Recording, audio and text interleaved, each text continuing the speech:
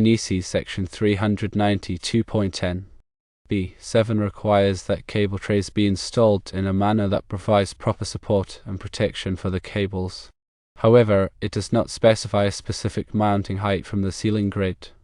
EIA/TI A-568C1-1 recommends that cable trays be installed to minimum height of 8 inches or 203 mm from the ceiling grid to provide adequate clearance for cables and other equipment. EIA/TI A-569D does not specify a specific mounting height for cable trays, but recommends that they be installed at a height that provides adequate clearance for cables and other equipment, and that complies with applicable building codes. NFPA 70E Electrical Safety in the Workplace recommends that cable trays be installed at a minimum height of 6 feet or 1.83 meters above the floor or other work surfaces. Factory Mutual FM Approval Standard 4924 Electrical Protection for Industrial and Commercial Properties requires that cable trays be installed at a minimum height of 18 inches or 457 mm from the ceiling grid. American National Standards Institute ANSI Telecommunications Industry Association TIA 569 recommends that cable trays be installed at a minimum height of 8 inches or 203 mm from the ceiling grid. It is important to check with local building codes and regulations, as they may have specific requirements for the mounting height of cable trays from the ceiling grid. The National Electrical Code, or NEC, provides comprehensive standards for electrical installations. While it doesn't dictate a precise mounting height for cable trays relative to a ceiling grid, Section 392.10 B7 is crucial. This section emphasizes that cable trays must be installed in a way that ensures adequate support and protection for the cables they carry. This requirement necessitates careful consideration of the specific application and the types of cables being used. Factors such as cable weight, bending radius, and environmental conditions should influence the installation approach. The Electronics Industries Association Telecommunications Industry Association, or I/TIA, have developed standards that offer more specific guidance on cable tray installation. EIA/TI A-568C1-1 recommends a minimum height of 8 inches or 203 mm between the cable tray and the ceiling grid. This clearance is intended to provide sufficient space for cable management and to prevent damage to the cables during installation or maintenance. This standard is particularly relevant for data cabling installations where maintaining cable integrity is paramount. While EIA/TI A-569D does not specify a precise mounting height, it underscores the importance of adequate clearance for cables and other equipment. It also highlights the necessity of complying with all applicable building codes. This standard encourages a holistic approach to cable tray installation, considering both the technical requirements and the regulatory context. NFPA 70E, which focuses on electrical safety in the workplace, offers a different perspective on cable tray mounting. It recommends a minimum height of 6 feet or 1.83 meters above the floor or other work surfaces. This recommendation is primarily aimed at preventing accidental contact with energized cable trays. This standard is particularly relevant in industrial settings where workers may be exposed to electrical hazards. Factory Mutual FM Approval Standard 4924 provides specific requirements for electrical protection in industrial and commercial properties. It mandates a minimum height of 18 inches or 457 mm between cable trays and the ceiling grid. This standard is focused on fire safety and aims to minimize the risk of fire spreading through cable trays. The American National Standards Institute ANSI and the Telecommunications Industry Association TIA collaborated on Standard 569A, which also recommends a minimum height of 8 inches or 203 mm for cable trays from the ceiling grid. This standard aligns with the EIA/TI A-568C1-1 and reinforces the importance of adequate clearance for cable management. It's essential to recognize that these standards and guidelines represent best practices and recommendations, Local building codes and regulations may impose additional or different requirements. It is always necessary to consult with local authorities and to adhere to the most stringent applicable standards. Several factors influence the selection of an appropriate mounting height for cable trays. Firstly, the type of cables being supported plays a crucial role. Heavy power cables will require stronger support structures and may necessitate greater clearance than lighter data cables. Secondly, the environmental conditions must be considered. In areas with high humidity or extreme temperatures, additional clearance may be needed to prevent cable degradation. Thirdly, the accessibility requirements for maintenance and future expansion should be taken into account. Ample space around the cable trays will facilitate easier access for repairs and upgrades. Finally, the overall design of the building and the location of other utilities must be considered to ensure that the cable trays do not obstruct other systems or create safety hazards. In summary, determining the correct mounting height for cable trays requires a thorough understanding of various standards, regulations, and site-specific conditions. Consulting with qualified electrical engineers and adhering to local building codes is essential to ensure a safe and compliant installation. Ignoring these considerations can lead to costly rework, safety hazards, and potential code violations. The NEC, or National Electrical Code, is a widely adopted standard for safe electrical installations. Although it doesn't specify exact mounting heights for cable trays relative to ceiling grids, NEC Section 392.10 V7 is very important. This section focuses on ensuring that cable trays are installed in a way that provides proper support and protection for the cables they carry. Proper support means considering the weight and type of cables within the tray to prevent sagging or damage. Protection involves safeguarding the cables from physical harm, such as sharp edges or excessive bending. To meet NEC requirements, you need to assess the specific cable tray application. Consider the type of cables being used, their weight, and their required bending radius. Also, think about environmental factors like temperature and humidity that can affect cable performance. The I/TIA, Electronics Industries Association and Telecommunications Industry Association have developed a series of standards that offer more specific guidance on cable tray installation practices. EIA/TI-568C1-1 recommends a minimum clearance of 8 inches, or 203 mm, between the cable tray and the ceiling grid. The purpose of this clearance is to provide adequate space for cable management and prevent accidental damage to the cables. Sufficient clearance makes it easier to install, maintain, and reconfigure cables within the tray without stressing or damaging them.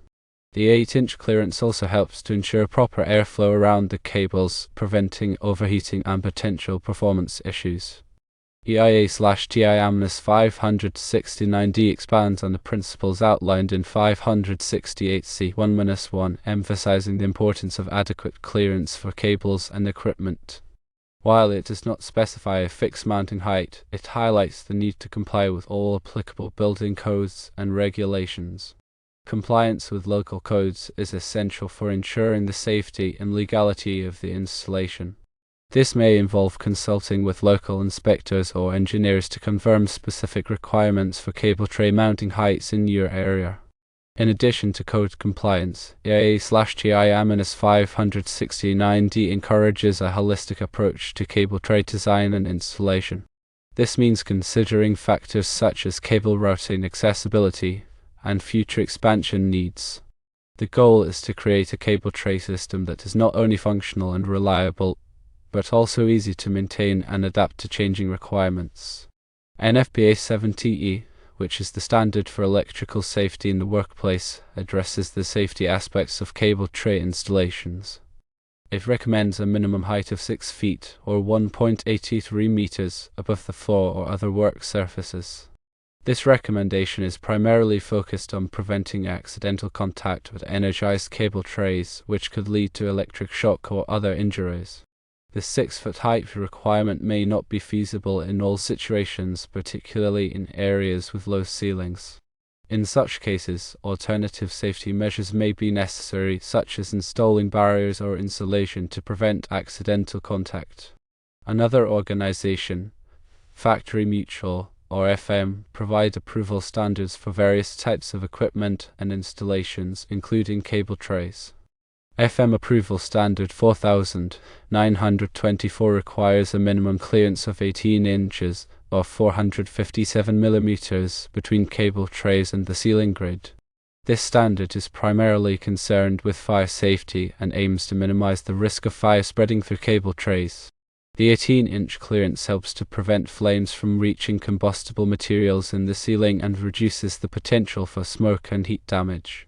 Compliance with FM 4924 is often required by insurance companies and other organizations that are concerned with fire safety. ANSI/TI 569A, developed by the American National Standards Institute and the Telecommunications Industry Association, also recommends a minimum mounting height of 8 inches or 203 millimeters for cable trays from the ceiling grid. This standard aligns with the IA/TI 568C1-1 and reinforces the importance of providing adequate space for cable management and maintenance. The 8-inch clearance is widely recognized as a best practice for cable tray installations and is often incorporated into building codes and regulations. In summary, determining the appropriate mounting height for cable trays requires careful consideration of multiple factors. These factors include the applicable standards and regulations, the type of cables being used, the environmental conditions, and the specific requirements of the installation. It is essential to consult with qualified professionals and to follow all applicable codes and regulations to ensure safe and compliant installation. Keep in mind that local building codes and regulations can vary significantly. These codes may have specific requirements for cable tray mounting heights that differ from the national standards. It's always crucial to check with the local authorities to ensure compliance with all applicable codes and regulations. In many cases, local codes will reference or incorporate national standards, but they may also have additional requirements or modifications. To ensure compliance, you may need to submit your cable tray design to the local building department for review and approval. The type of cables you're using in the cable tray will also influence the appropriate mounting height. Different types of cables have different weight and bending radius requirements. Heavy power cables, for example, may require a more robust cable tray system and a greater mounting height than lighter data cables. The cable's bending radius refers to the minimum amount of curvature that the cable can withstand without being damaged. It's important to ensure that the cable tray system provides enough space for the cables to bend without exceeding their minimum bending radius. Environmental conditions can also affect the performance and longevity of cables. In areas with high humidity, temperature, or corrosive substances, it may be necessary to use special types of cables and cable trays that are designed to withstand these conditions. You may also need to provide additional ventilation or cooling to prevent overheating of the cables. The accessibility of the cable tray system for maintenance and future expansion is another important consideration. Ensure there is enough space around the cable tray to allow for easy access for repairs, upgrades, and new cable installations. Consider the location of other utilities such as pipes, ducts, and lighting fixtures to ensure that the cable tray system does not interfere with these systems. Also, be aware of any potential hazards, such as fire sprinklers or emergency exits, and ensure that the cable tray system does not obstruct these features. In conclusion, the mounting height of cable trays is governed by various standards and regulations. Always refer to the latest editions of the NEC, EIA/TIA standards, NFPA 70E, FM Approval Standard 4924, and ANSI/TI 569A. Pay special attention to local building codes, as they may have specific requirements that supersede national standards. Consider the type of cables, environmental conditions, accessibility, and the location of other utilities to ensure a safe and compliant installation. When in doubt, consult with a qualified electrical engineer or inspector. They can provide guidance on the appropriate mounting height for your specific application and ensure that your installation meets all applicable codes and regulations. Ignoring these considerations can lead to costly rework, safety hazards, and potential code violations. By taking the time to plan and install your cable tray system correctly, you can ensure a safe, reliable, and long-lasting installation. Remember that these standards are constantly evolving. Stay up to date with the latest changes and updates to ensure that your installations remain compliant and safe. The NEC, for instance, is revised every 3 years, so it's essential to use the most current edition. Similarly, EIA/TIA standards are periodically updated to reflect advancements in technology and best practices. By staying informed, you can avoid potential problems and ensure that your cable tray installations meet the highest standards of safety and performance. The information provided is for general guidance only and should not be considered a substitute for professional engineering advice. Always consult with qualified professionals and follow all applicable codes and regulations to ensure a safe and compliant installation. Safe electrical practices are crucial for protecting people and property. By following the guidelines and recommendations outlined in this discussion, you can help to create a safer and more reliable electrical system. Remember that electrical work can be dangerous, and it's always best to leave it to qualified professionals. If you are not comfortable working with electricity, do not attempt to install or modify cable tray systems yourself. Instead, hire a licensed electrical contractor who has the knowledge and experience to do the job safely and correctly. A qualified contractor will be familiar with all applicable codes and regulations and will be able to ensure that your installation meets the highest standards of safety and performance. They will also be able to provide you with valuable advice and guidance on the best way to design and install your cable tray system. Investing in professional electrical services is a smart way to protect yourself, your property, and your employees. It can also help to avoid costly mistakes and ensure that your electrical system is operating efficiently and safely. Do not take chances with electricity.